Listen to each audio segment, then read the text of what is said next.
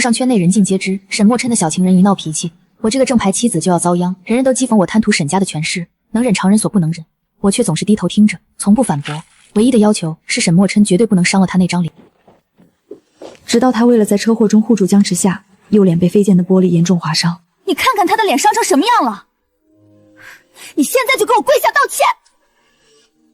看在你及时赶到医院的份上，跪到他消气，这事就算了。周围人都露出一副看好戏的表情，似乎笃定我会像从前无数次那样忍气吞声的照做。我却只是颤抖着上前，轻轻掀开沈墨琛脸上的纱布，然后闭上眼，极轻地叹出一口气，说够了，我们离婚吧。病房里一片死寂，江池夏挥到一半的手僵在半空，脸上的歇斯底里转为错愕，像是不敢相信自己的耳朵。守在病床边的沈墨琛的兄弟们个个面露诧异，交头接耳的声音戛然而止。沈墨琛瞳孔猛然收缩，死死定在我脸上。你说什么？他从未想过我会说出那两个字。5年婚姻，他和江池夏各种行为，我都咬牙忍了，连一句反抗的话都没有。所以他认定我这辈子都会守着沈太太的虚名，任他践踏，任江池夏羞辱。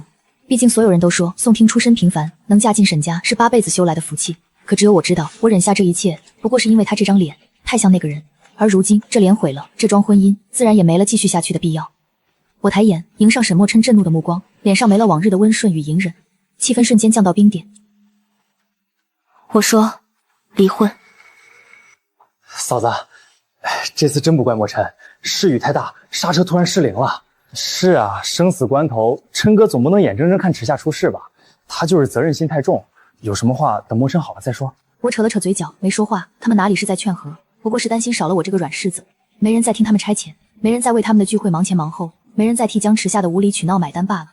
宋婷，你脑子坏掉了吧？墨琛为了救我都受伤了，你不心疼就算了，还提离婚，你有没有心啊？你可是他的妻子，你怎么能这么自私？我平静地转头看他，问：我是吗？他顿时语塞。我们都很清楚，不是吗？这5年，我这个沈太太不过是个有名无实的摆设。他从不在公开场合承认我的身份，出席任何场合永远牵着江池夏，把我丢在角落，任人指指点点。家里的佣人看他的脸色，更看江池夏的脸色。我想吃一碗甜汤，都要等江池夏吃腻了才轮得到我。就连沈墨琛的母亲，逢年过节见我，也只冷着脸叮嘱我。我这个沈太太，只有在她需要替罪羊、需要出气筒时才被记起。就像此刻，明明知道我母亲昨夜刚下葬，她仍理所当然的命令我给江池夏磕头赔罪。我无所谓的朝她弯了弯嘴角。没关系，很快连名义上的也不是了。就因为我救了池夏，宋婷，你嫉妒也要有个底线。别闹了，立刻过来认错，我可以当作没听见。时至今日，他依旧深信我离不开他，依旧认定我的所有反抗不过是耍小性子，何其荒谬，何其可笑。琛哥，要不这次就算了吧。宋婷她也不是故意不去接你们的，毕竟昨天是阿姨的忌日。是啊，嫂子，你也别太担心琛哥的脸，医生说了，现在医美技术先进，修复后几乎看不出来。所有人都看出了我这次的决绝，唯有他依旧视而不见，依旧觉得我不过是欲擒故纵。沈墨琛不耐烦地挥了挥手，语气带着施舍般的纵容。行了行了，我不跟他计较了，这次就饶了他，你们也别劝了。他爱我入骨，怎么可能真的跟我离婚？不过是耍耍脾气，过不了2天，还不是会像以前一样求我。我静静站着，耳边反复回荡着那句修复后几乎看不出来。我临走前，沈墨琛头也没抬，理所当然的开口：对了，池夏吓得不轻，你去寺庙里给他求个安神符，明天带来。说完，他将江池夏揽在怀中，细心地为他掖好被角，柔声哄着他入睡。完全没想过这么大的雨，我要怎么爬上30公里的山路去为他求一道符。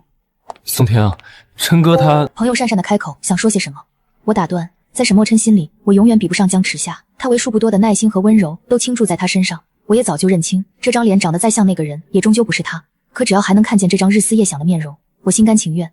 雨大不好开车，第2天一早，我迟了10分钟才赶到医院。江池夏笑着扑过来拉副驾的门，看清司机是我，笑容瞬间僵在脸上。你下去，我要让墨琛哥带我去游乐园。我抬头看向斜倚在车旁的沈墨琛，声音很轻。你不是说你妹妹死于车祸，你这辈子都不敢碰方向盘吗？江池夏夸张的瞪圆眼睛，捂着嘴转头看向沈墨琛，语气带着嗔怪。墨琛哥，这个借口你居然用到现在！我愣在原地，听他漫不经心的解释。是5年前我们刚在一起的时候，我为了不让别的女人坐他的副驾，才教他撒的谎啊！堂堂沈氏继承人连车都不敢开，说出去谁信呢？你们结婚5年，他都没告诉你吗？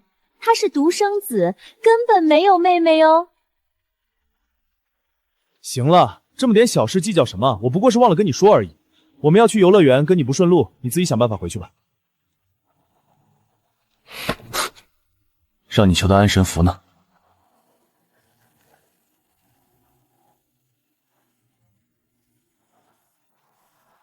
我才不要什么破符呢，听说玉也有安神的作用。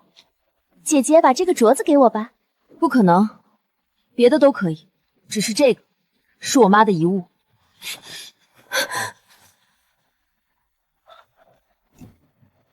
你真是越来越矫情了。不给就不给，我们还不稀罕了。池夏，你看上什么，直接刷亲情卡买。脑海里突然闪过半个月前母亲病重住院，我卡被限额，哭着求沈墨琛给我开个亲属卡应急时的模样。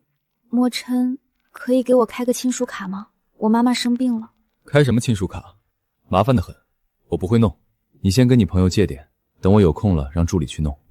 那时我还天真的以为他是真的不会，是真的忙，原来早就给别人开过了。车子疾驰而去，我吃了一嘴汽车尾气。雨越下越大，餐厅都关了门，连个避雨的地方都没有。冷风裹着雨往衣领里钻，身体冷，心更冷，冷到麻木。我就这样在暴雨里深一脚浅一脚的走了7个小时，直至天黑才踉跄回到别墅。指纹锁没换，但我的指纹却怎么也解不开，密码也不对。我抬手按了门铃，开门的是江池夏。他穿着沈墨琛的衬衫，下摆刚好盖住大腿，头发湿漉漉的，发梢还滴着水，明显是刚洗完澡。你怎么回来了？他语气惊讶。你先去酒店将就一晚吧。墨琛淋了雨有些发烧，吃了药刚睡下。江池夏，这是我家。我说了不行就是不行。墨琛哥需要休息，你脸色这么差，别把病气过给他。让开。沈墨琛被吵醒，揉着太阳穴从主卧走出来，看到门大开着，冷风倒灌，而江池夏只裹着一件单薄的衬衫，顿时沉下脸。谁让你回来的，宋听？你要进就快点，堵在门口干什么？没看到池夏冻得嘴唇都发紫了，一点眼力见都没有。他连珠炮似的质问，让我忽然低低笑出了声。这是我家，我为什么不能回来？他被我冰冷的眼神看得一怔，下意识偏开了视线，半晌才梗着脖子拔高声音，像是在给自己台阶。行了，我今天不舒服，没工夫跟你吵，赶紧进来。还有，以后说话注意你的态度，他还轮不到你来教训。说完，他转向江池夏，神色瞬间柔化。乖，快进来，别着凉了，先去楼上换身厚衣服。我抬脚刚要往客房走，余光瞥见江池夏身上新换的衣服，心脏猛地一缩，脸色瞬间沉了下来。他身上穿的是我一直珍藏在衣柜最底下的毛衣，这是那个人离开前花了3个月一针一线亲手给我织的，是他留给我的最后一个念想。谁让你碰他的？给我脱下来！江池夏被我的气势镇住，旋即想起沈墨琛在边上，立刻挺直了腰杆。你放手！我想穿什么穿什么。我不再多说，直接动手去扯。沈墨琛见我这副近乎失控的模样，火气也瞬间上来了，大步上前猛力将我拽开。我被他那股蛮力带得踉跄着后退，后腰狠狠撞上酒柜，疼得我眼前发黑，上面摆放的红酒碎落一地。巨大的动静让屋里的3人都陷入了沉默。宋天，你别太过分，不就是一条破毛衣吗？池夏不过是借来穿一下，你至于吗？这颜色这么嫩，本就不适合你，池夏穿着比你好看多了。你再这么胡搅蛮缠，我现在就带着池夏搬出去。从今以后，你别想再看到我。我听出了他话里的威胁。从前沈墨琛只要说这句话，无论我受了多大的委屈，都会立刻服软，拼尽全力去哄他，满足他所有的要求，直至他屈尊降贵的施舍一句原谅。可此刻，我的注意力全被口袋里嗡嗡震动的手机吸引了，是闺蜜发来的消息。听听有人在苏黎世机场拍到裴安了，你快看照片，是不是他？我颤抖着点开照片，握着手机愣在原地，泪水决堤而出。沈墨琛瞥见我被玻璃碎片划破的小腿鲜血鼓鼓，又见我哭得双目红肿，眼底掠过一丝机不可察的不忍，伸手想要扶我。行了，别哭了，明天带你去专柜买10条新的，总行了吧？可无论是对于身上的疼痛，还是他的话，我都毫无反应。沈墨琛终于察觉到不对劲，一把夺过我的手机，他皱着眉嘀咕，狐疑地看向已经熄屏的手机。看什么呢？魂不守舍的。试着输入了几次他的生日，却次次显示错误。沈墨琛烦躁地将手机扔在一旁的茶几上，再次逼问：我跟你说话，你听见没有？脑海里纷乱如麻，全是裴安的身影。我不想再跟他多说一句废话，弯腰抓起手机，撑着柜子慢慢起身。见我决绝转身，沈墨琛愣在原地。不必麻烦你们搬，我走。这是我第一次先他一步转身离开。从前无论他发多大的脾气，说多恶毒的话，卑微道歉，低头求和的永远是我。我会想尽一切办法哄他开心，哪怕放下所有的骄傲与自尊。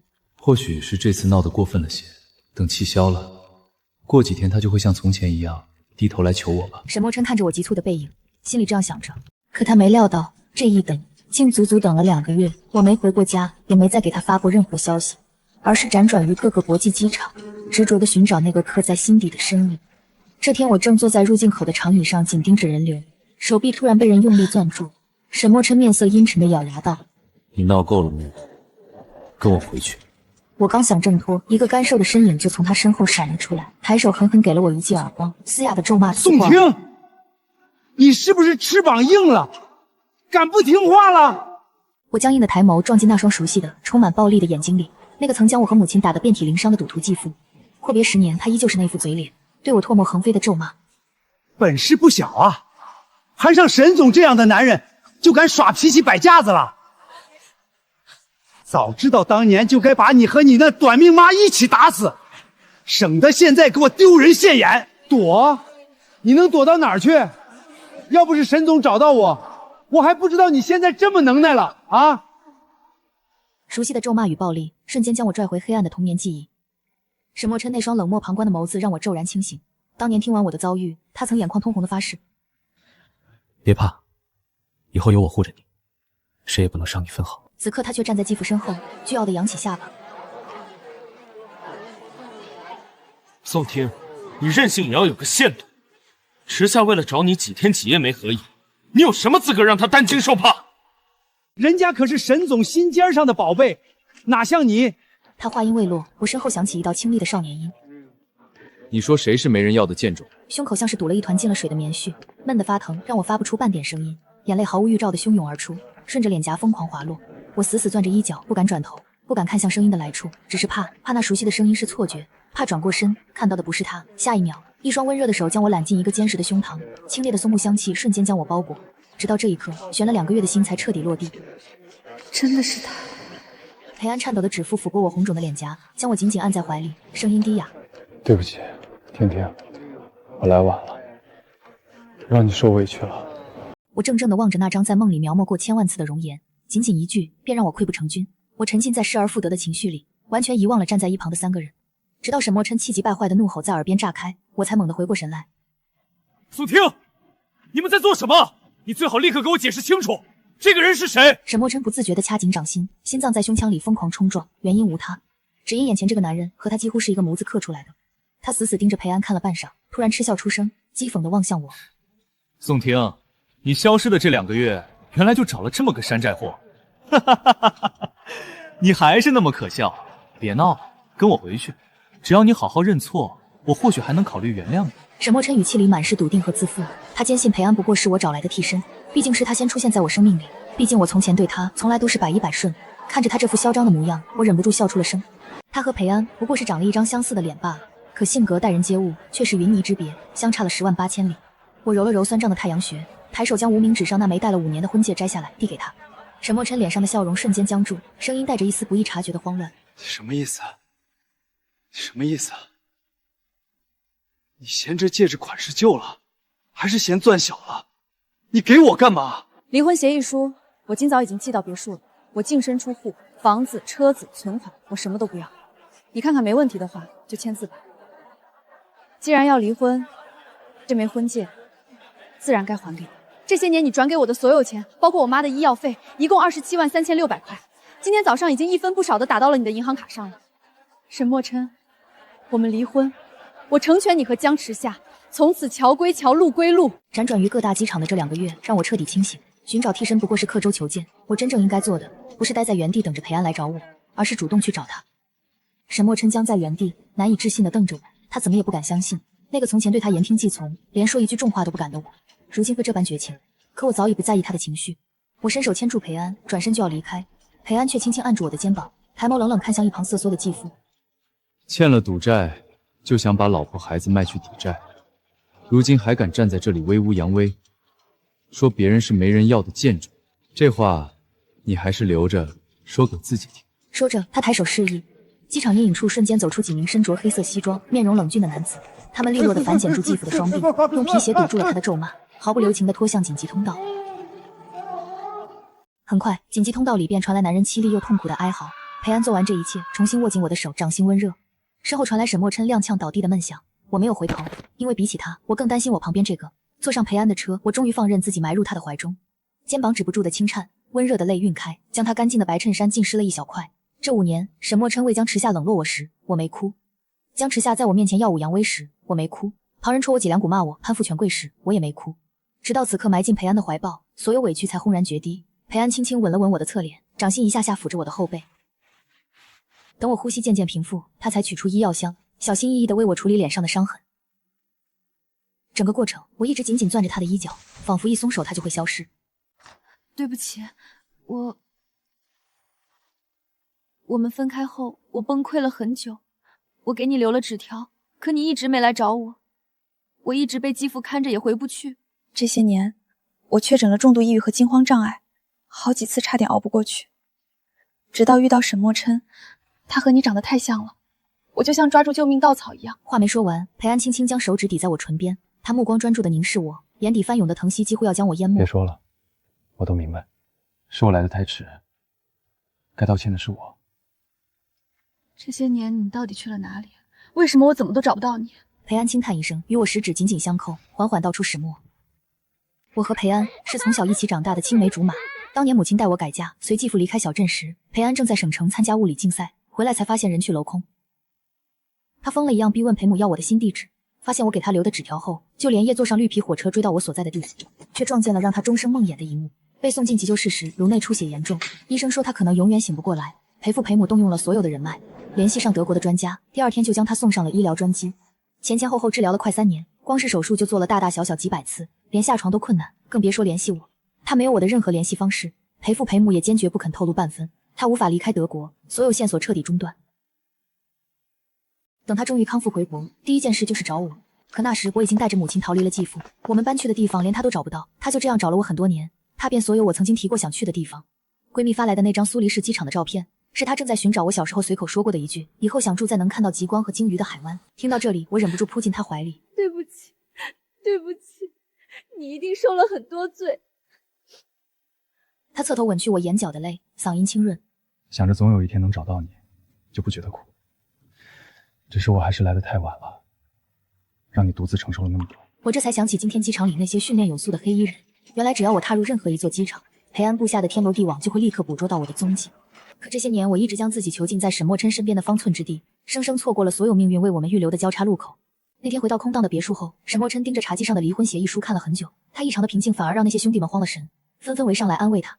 琛哥，你有什么好慌的？整个沪晒谁不知道他宋听都快爱死你了。要我说，就是你这几年对他太冷淡，他找个替身演给你看呢。等发现那个冒牌货比不上你一根手指头，还不得哭着回来求复合？说完，又是一阵心照不宣的哄笑。墨琛，他就是在跟你赌气呀！这么多年打不还手骂不还口的人，遇见个长得像的就真能放下？我不信，我不信！而且他妈也走了，世上最亲的人不就剩你了？怎么可能真舍得断？沈墨琛听尽了这些话，自那天起，沪上财经版和八卦头条同时被沈墨琛和江池夏的身影占据。这个向来玩世不恭的豪门继承人，竟开始正经经营家族企业，每日准时出现在办公室不说，还亲自飞往世界各地拓展业务。更让圈内人啧舌的是，沈墨琛凭借那张帅得惹眼的脸迅速走红，被誉为现实版霸总天花板。关键是这个霸总还专一又宠妻。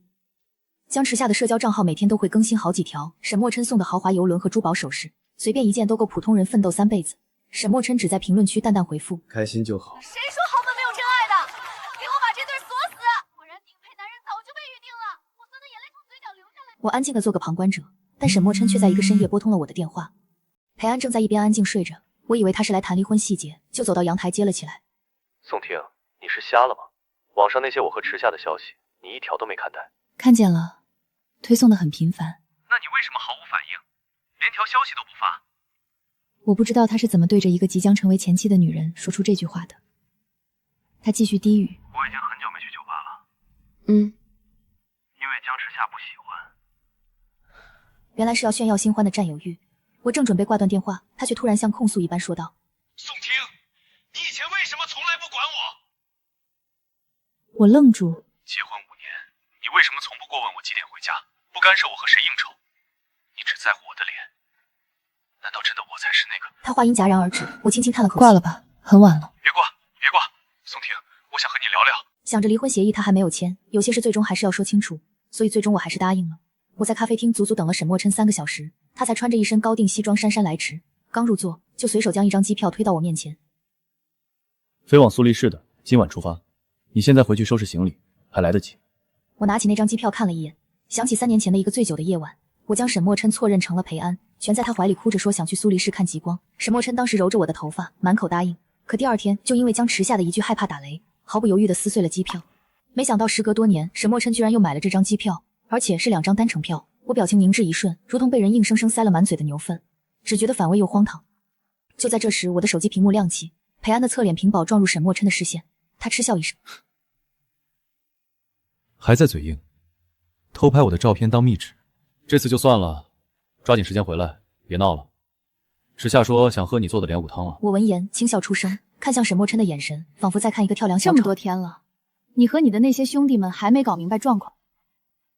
你什么意思？我将手机屏幕转向他，眼里的怜悯满的几乎要溢出来。你看清楚，这根本不是你。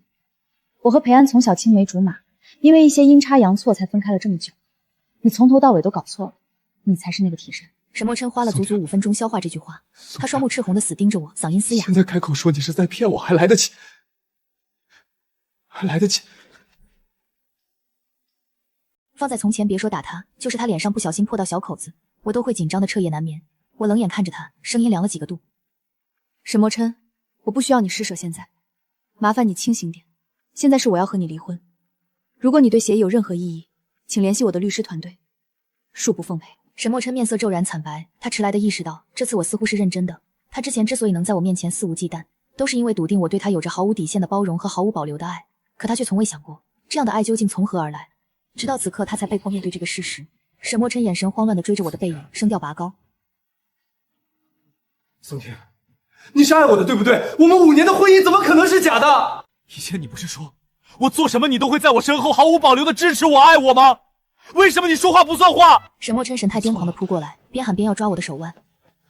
我真的知道错了，我不该那么对你，不该让江池夏和他们那样欺负你。沈墨琛，我们是在一起5年，不是相爱了5年。况且与你同床共枕的这些日夜，你哪怕有一瞬间想过我是不是真的快乐吗？都是成年人了，好聚好散，给自己留点体面吧。你可能不记得之前发生的那些事了，但我记得，并且会记一辈子。所以如果你不想让我恨你，就尽快签字吧，我们之间没什么好说的了。沈墨琛失魂落魄地回到别墅，看见正窝在沙发里涂指甲油的江池夏。怎么了？宋听那个小贱人还在拿翘？真没见过这么给脸不要脸的女人。沈墨琛一把将他掀开，厌恶道：要不是你存心勾引我，我和婷婷怎么可能走到这个地步？他心底早已悔恨滔天，要是之前对我好一点，多几分真心，是不是结局就会不一样？都怪你！要不是你知道我的身价就贴上来吸血，整天去挑衅宋听的底线。现在好了，他彻底不要我了。沈墨琛失去我的恐慌，尽数化为了对江池夏的暴怒。听说那天他们在别墅里打得不可开交，动静惊动了整个别墅区。我听闺蜜说完这些八卦，不过淡淡一笑。后来沈墨琛的朋友来找过我一次，话里话外都是在替他求情。嫂子，你和琛哥这些年风风雨雨，我们都看在眼里。他现在毁容躺在医院，你连面都不露一个。男人嘛，知错能改就好。而且他已经和江池夏彻底断了，这辈子都不可能了。之前都是那个女人主动贴上来，琛哥也只不过是犯了个全天下男人都会犯的错而已。你就原谅他这回吧。手机突然涌进好几条短信，劈头盖脸就是这番令人作呕的论调，真是晦气。我嗤笑着回复：你算什么东西？从前不计较，是我懒得和你们吵。现在再来惹我，我会让你生不如死。对方瞬间噤了声，因为他们忽然意识到，现在我身边的人是裴氏集团的总裁裴安，我完全有这个能力。和沈墨琛去民政局领离婚证那天，护城罕见的放了晴。临近民政局门前，沈墨琛戴着墨镜口罩，只露出一双眼睛，但仍能隐约看见一条纵贯整张脸的伤疤。他目光闪躲，轻声问：婷婷，我有最后一句话想问你，5年来，你有没有哪怕一刻爱过我？没有。沈墨琛失落地走开，我也没有心思去理他，因为我和裴安的婚礼在即，实在没有力气将心力浪费在那样的人身上。婚礼定在初夏，裴安执意要办2场，一场在沪上，请遍所有认识的人，光明正大地将我娶进门；另一场在我们长大的小镇，在老槐树下，在街坊邻居的见证下，补上那场迟到了10年的婚礼。我要让所有人都知道，你宋听是我裴安明媒正娶的妻子。他说这话时，眼神认真的像在发一个庄重的誓。我笑他矫情，眼眶却不争气的红了。裴安将裴氏在国内的总部设在了沪上，办公室离我的画廊只有10分钟车程。他每天雷打不动的来接我下班，风雨无阻。画廊的员工从一开始的受宠若惊，到后来的见怪不怪，再到如今的习以为常。宋姐，快走吧，裴总车到楼下了。裴安对此很满意，逢年过节就给画廊所有人发红包，备注写着辛苦大家照顾听听。你太败家了。他们照顾你，就是照顾我全世界最重要的人，这点红包算什么？婚期将近，我反而开始失眠，不是紧张，是怕这一切是一场梦，怕醒来时发现自己还蜷在沈家别墅的客房里，身上是继父留下的旧伤。有天半夜，我又从噩梦中惊醒，浑身冷汗。裴安被我吵醒，什么都没问，只是将我揽进怀里，一下一下拍着我的背。又梦到他了。我点头，声音闷在他胸口。梦到他追到婚礼上来，把酒席全掀了。婷婷，你信不信我？信。那你听好了，他敢来，我就敢让他站着进来，横着出去。娶你比打仗还难，我等了10年，好不容易等到这一天，谁也别想给我搅黄。我埋在他怀里，听着他有力的心跳，慢慢平静下来。你怕不怕？怕我还是那个会做噩梦的人？怕我让你失望？宋婷，你听好了，你做噩梦我就陪你醒着，你哭我就给你擦眼泪，你怕我就站你前面。你不是我的负担，你是我等了10年才等到的答案。婚礼前3天，我收到一个没有署名的包裹，打开是一封信和一条项链，项链是我母亲的遗物，当年继父抢走当掉的那条，信上只有几行字。婷婷，我签了离婚协议，所有财产都留给你，算是我欠你的。江池夏已经离开了沪上，以后不会再出现在你面前。项链是你继父当掉的那条，我花了很多功夫才找到，希望你喜欢，祝你幸福。沈墨尘。我盯着那几行字看了很久，字迹很潦草，像是手在抖的时候写的。我把信折好放回信封，项链留了下来。母亲的东西我舍不得扔掉。谁寄的？沈墨琛。尝尝这个，我新学的。我夹了一筷子，味道出乎意料的好。什么时候学的？昨天。我怕婚宴上的菜不合你胃口，想着以后可以给你开小灶。裴安，你就不想问问我信里写了什么？你想说的时候自然会说，不想说我就不问。我握住他的手。他签了离婚协议，把所有财产都留给了我，还把我妈的项链找了回来。就这样？裴安点点头，没再说话。他对你好过吗？没有，从来没有。裴安把我拉进怀里，抱得很紧。以后我对你好，好到他欠你的我10倍还给你。婚礼那天天气好得像假的，沪上最贵的酒店被裴安包了下来，整个宴会厅被布置成花海。我穿着婚纱站在镜子前，看着里面那个陌生又熟悉的自己。化妆师给我戴上头纱时，闺蜜苏婉在一旁哭得稀里哗啦。我替你高兴，婷婷，你终于熬出来了。我看着她鼻子也酸了。是啊，熬出来了。那些年被打碎的尊严，被践踏的感情，被辜负的等待，都在这一刻烟消云散。裴安站在宴会厅的入口，穿着白色西装，手里捧着一束白玫瑰。他看到我的那一刻，眼眶瞬间红了。后来司仪问他有什么想对新娘说的。婷婷，我等了你10年，这10年里，我想过很多次，如果到你，我要对你说什么。后来我发现，千言万语都抵不过一句“我来了”。对不起，让你等了这么久。以后的日子换我等你，你慢慢走，我就在你身后。台下掌声雷动，苏婉哭得更大声了。裴安，你说话不算话。怎么了？你说过不让我哭的。这是最后一回，以后我只让你笑。交换戒指的时候，我感觉到手指上那枚小小的素圈，轻得像一片羽毛，却重得像一座山。这是一场迟到了10年的约定，还好我们都没有放弃。小镇那场婚礼，裴安办得更用心，他请了全镇的人，在老槐树下摆了30桌流水席，树上挂满了小彩灯，风一吹，像满天的星星。小安啊，你可算回来了。婷婷这孩子不容易，你可要好好对她。裴安点头如捣蒜，一定一定。有个阿姨偷偷告诉我，裴安回来那天，一个人在老槐树下坐了一整夜。问他怎么了，他说他在等一个很重要的约定。我转头看向正在跟邻居敬酒的裴安，他恰好也看过来，冲我眨了眨眼。我忽然想起很多年前，我们还在上高中，放学后我们经常在这棵老槐树下写作业。有一次我问他，裴安，你说我们以后会去哪里？你想去哪儿，我就陪你去哪儿。那我想去看极光，去看鲸鱼，去看所有没看过的东西。好，等我赚了钱，带你去全世界。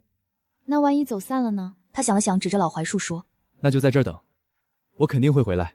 我真的等过，每年夏天我都会回小镇，在老槐树下坐一会儿。我以为他忘了，他没有忘，他回来了，只是我错过了。还好，命运给了我们第二次机会。酒过三巡，裴安喝得有点多，红着脸拉着我往老槐树那边走。婷婷，你过来。干嘛？你看，我凑近一看，是刻上去的字，年代久远，已经有些模糊了。裴安喜欢宋听，一辈子。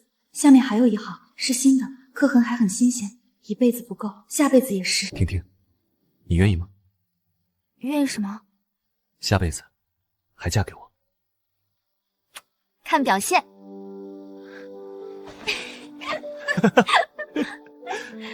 那我这辈子好好表现，下辈子你记得找我。万一我先找到你呢？那我就在老槐树下等你，不管多久，都等。婚后的日子平静的像一杯温水，裴安把公司打理得井井有条，每天准时下班回家给我做饭。他的手艺越来越好，我问他是不是偷偷报了厨艺班，他死不承认。他确实报了，而且报的是顶级厨师班，一节课好几千。他说你胃不好，外面的东西不干净，得自己学着做。我听了，心里酸酸胀胀的。从前在沈家，我想吃一碗甜汤，都要等江池夏吃腻了才轮得到我。现在裴安每天变着花样给我做吃的，连摆盘都精致的像米其林。我说不用这么讲究，他一本正经地说，你值得最好的。我的画廊也重新开张了，裴安帮我找了一个很好的地段，装修全是按我的喜好来的。开业那天，他送来一盆绿萝放在窗台上。为什么送绿萝？好养华啊，跟你一样。你以前说过想开一间画廊，养一窗台的绿萝，养一只猫，每天画画等我下班，我都记得。我愣在原地，那是多久以前的事了？15岁、16岁，我说过的话连我自己都快忘了，他却一字一句记得清清楚楚。裴安，你是不是记忆力特别好？不是，是你的每句话我都记在心上。画廊开业后，生意出乎意料的好，裴安的商业头脑在这时候发挥了作用，帮我谈了好几笔大单子。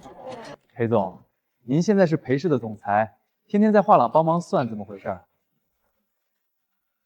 帮老婆，天经地义。我在一旁听得脸红，他却一脸坦然。沈墨琛自杀的消息是苏婉告诉我的，他说沈墨琛在医院住了很久，沈母天天守在床边哭，他那些所谓的好兄弟在他出事后一个比一个跑得快。江池夏更是连面都没露，据说是拿着沈墨琛给的那些珠宝首饰去了国外。听说他现在在巴黎，天天在社交平台上晒奢侈品，配文都是什么独立女性、自我成长之类的，真是恶心啪妈给恶心开门，恶心到家了。听听，你真的一点都不在意？不在意，不是赌气，是真的不在意。那些年受的委屈、流的眼泪、挨的耳光都已经过去了。沈墨琛也好，江池夏也好，继父也好，都已经是上辈子的事了。我现在的生活里只有裴安，只有画廊，只有窗台上那排绿萝，还有一只裴安送我的猫，白色的，很胖，每天趴在画架上睡觉，我给它取名叫团子。